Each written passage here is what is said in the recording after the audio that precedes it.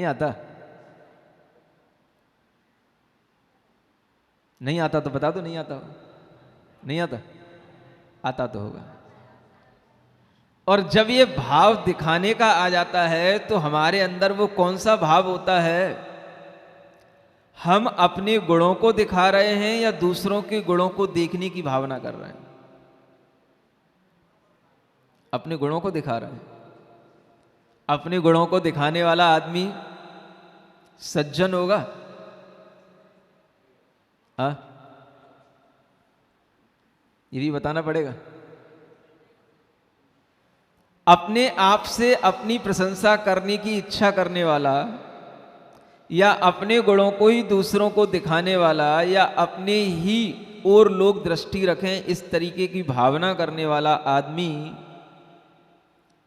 शायद अपने में रहने वाला तो नहीं होगा।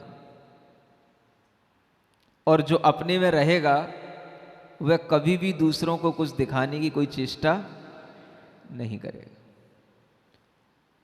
चंद्रमा अपने में रहता है, उसकी चांदनी बाहर बिखरती है, लोगों को दिख जाती है, लेकिन चंद्रमा का ये भाव नहीं होता कि मैं अपनी चांदनी को बाहर दिखाऊं।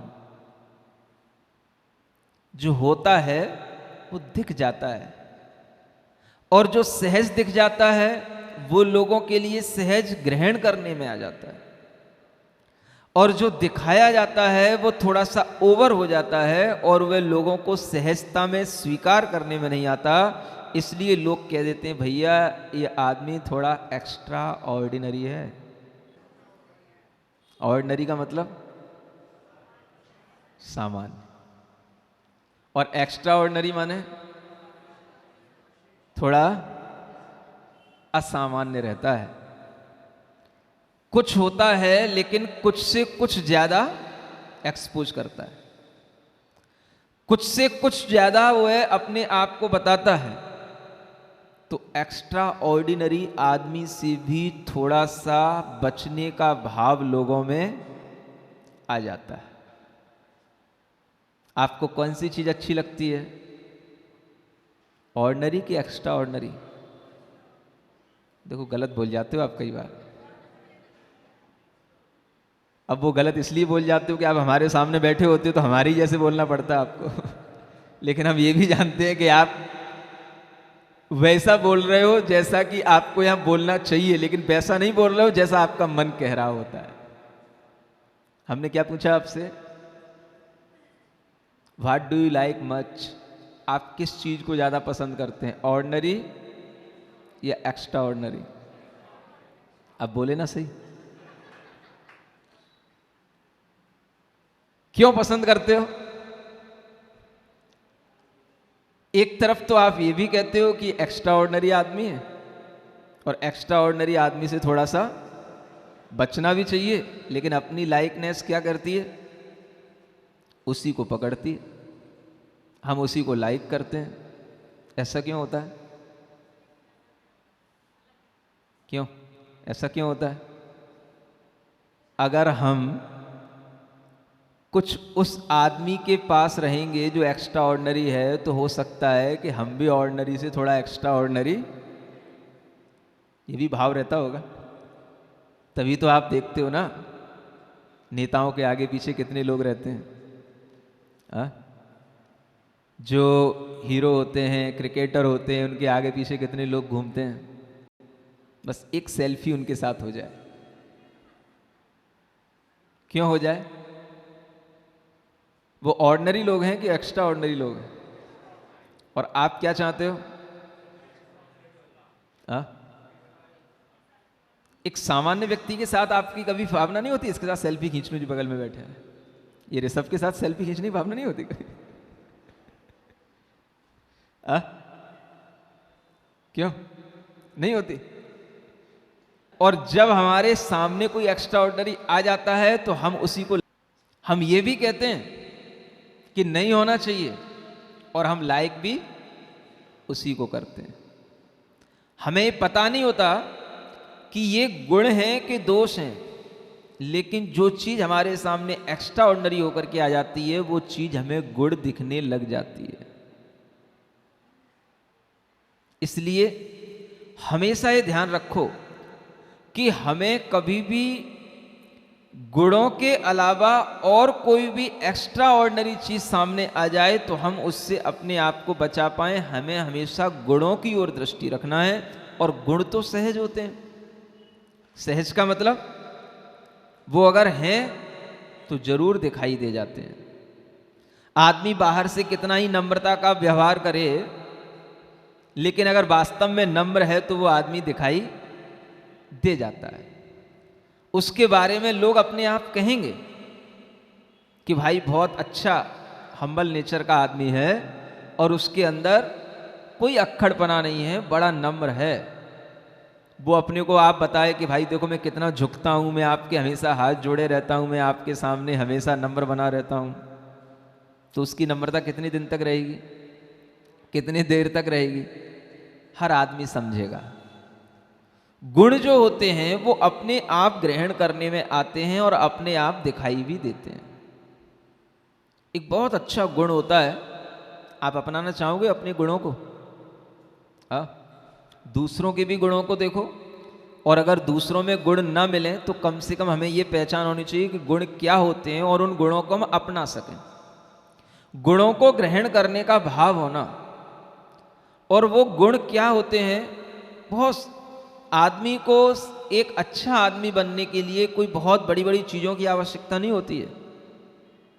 एक सिंपल सा गुण है हर आदमी के अंदर उसकी प्रोग्रेस के लिए, और वो है सबसे पहला गुण जो अपने काम में आने वाला है, हमेशा काम में आने वाला है। उसको क्या बोलते हैं? उसको कहते हैं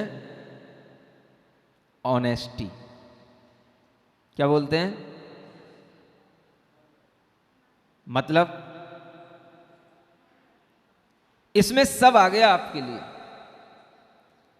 सच बोलना, नम्र होना, क्षमा करना, ये सब चीजें तभी अच्छी लगेंगी जब भीतर क्या हो? क्या हो?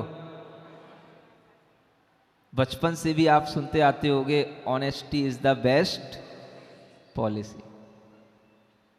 कितनी अच्छी पॉलिसी है। आपको किसी को अपना बनाने के लिए कोई एक्स्ट्रा एफर्ट करने की कोई ज़रूरत नहीं है, सब कुछ अपने आप हो जाएगा। बस आप इस बेस्ट पॉलिसी को अपनाओ, और वो क्या है? Be honest for your self. पहले अपने लिए स्वयं में क्या बन जाओ? ईमानदार बन जाओ। अब इसको तो नहीं समझाना पड़ेगा कि ईमानदारी किसे कहते हैं? ईमान तो सब समझते हैं। कौन समझता है महाराज? ईमेल की दुनिया में ईमान को कौन समझता है? लेकिन अगर आप बचपन से संस्कारित होते हुए आगे बढ़ रहे हैं, अच्छी पढ़ाई पढ़ते हुए आगे बढ़ रहे हैं, तो आपको ये पता होगा कि वास्तव में ईमानदारी किसे कहते हैं। और वो ईमानदारी हर जगह काम आती है। हर जगह पर वो ईमानदारी होनी चाहिए। अगर यहां पर भी आप बैठे हो तो यहां पर भी आपकी ईमानदारी काम आनी चाहिए। यहां पे क्या ईमानदारी की जरूरत है महाराज? आप यहां चुपचाप बैठे हो तो भी आप ईमानदार हो कि नहीं? सुन रहे हो? सोने वाले लोगों से पूछो। ये जो दूर कुर्सियों पे लोग बैठ जाते हैं ना, अपनी नजरों से दूर और अच्छा पंखे के अंदर जब हवा खाते हैं ना, तो वो बेईमान बन जाते हैं। ईमानदार आदमी हमेशा सामने बैठेगा, महाराज के पास में बैठने की कोशिश करेगा, क्योंकि उसे मालूम है कि मुझे आज ईमानदारी से महाराज को देखना है, नहीं सुनना भी है। और जब महाराज के सामने बैठूंगा तो पूरी ईमानदारी से सुन सकूंगा, क्योंकि मेरे ऊपर बेईमानी हावी नहीं होगी।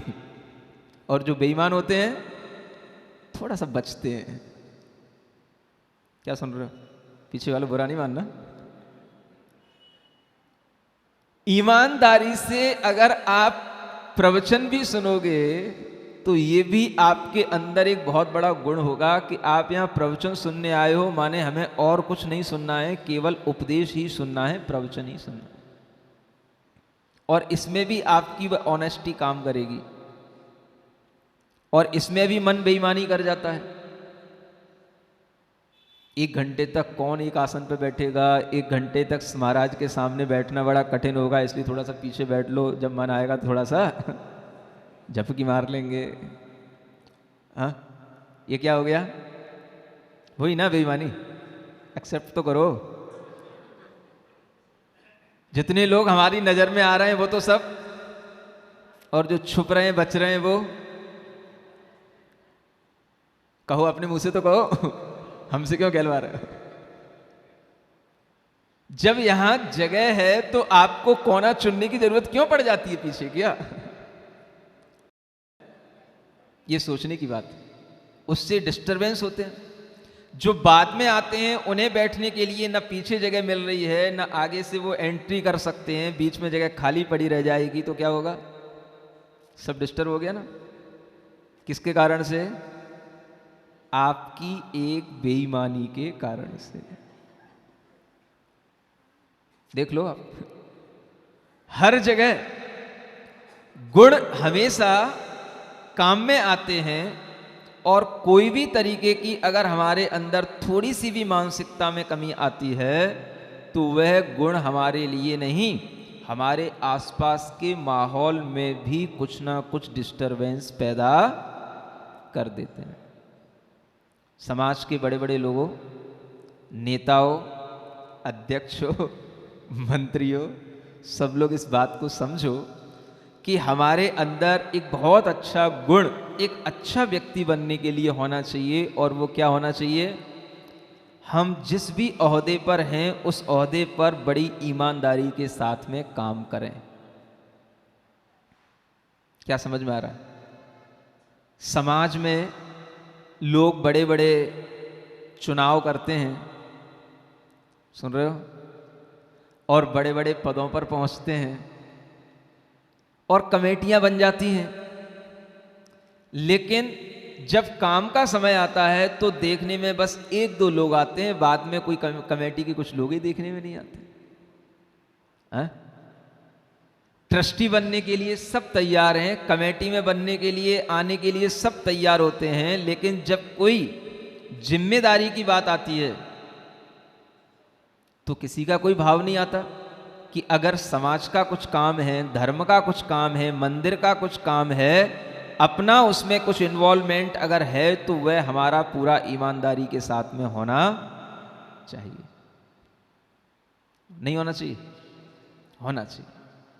अगर समाज का हर व्यक्ति अपनी इतनी सी जिम्मेदारी समझ ले कि हम भी समाज के एक अंश हैं, हम भी समाज के एक व्यक्ति हैं, और समाज के व्यक्ति होने के नाते हमारा एक कर्तव्य है कि हम जिस समाज में रह रहे हैं उस समाज के बिल्कुल अनुसार चलते हुए और उस समाज के ही धर्मों को मानते हुए हम अपने जीवन को आगे बढ़ाएंगे, तो यही उसका जिम्मेदारी उसके जीवन में बहुत बड़ी उन्नति ला सकती है।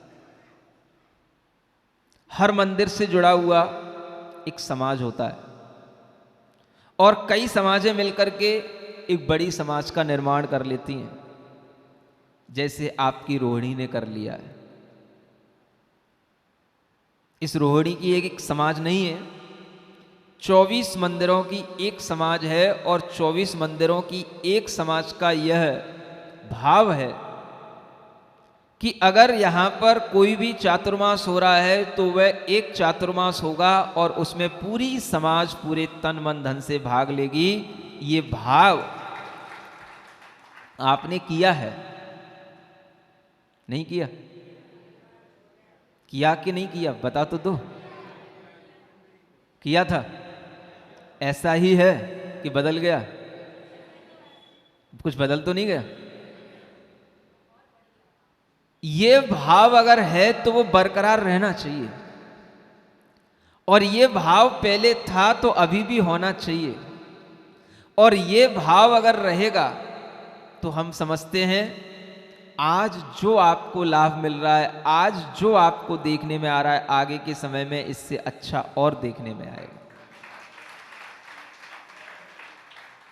बस आप केवल इतना भाव रखो कि हम एक समाज के लोग हैं, हम सब एक भाव से जुड़ने वाले लोग हैं, और हमारे लिए अगर अपने क्षेत्र में इस वर्ष कोई अच्छा संयोग मिला है तो हम उस संयोग में पूरा का पूरा अपना मन बना करके अपने तन मन और वचन के साथ में उसमें शामिल होंगे।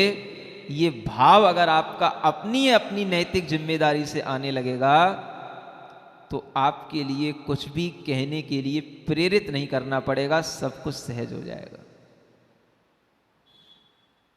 लेकिन सहज होता हुआ कम दिखता है, प्रेरित ज्यादा करना पड़ता है। क्यों कम दिखता है? कि हर व्यक्ति अपनी अभी भी नैतिक जिम्मेदारी को नहीं समझ रहा है। क्या सुन रहे हो? अगर व्यक्ति अपनी नैतिक जिम्मेदारी समझे तो हर व्यक्ति के मन में भाव आएगा कि नहीं, मुझे ज्ञान अर्जन करने के लिए, मुझे अपने विचारों में परिवर्तन लाने के लिए, मुझे अपने जीवन में कुछ नया और विशुद्धि उत्पन्न करने के लिए मुझे इस संपर्क का, इस संयोग का पूरा लाभ उठाना है।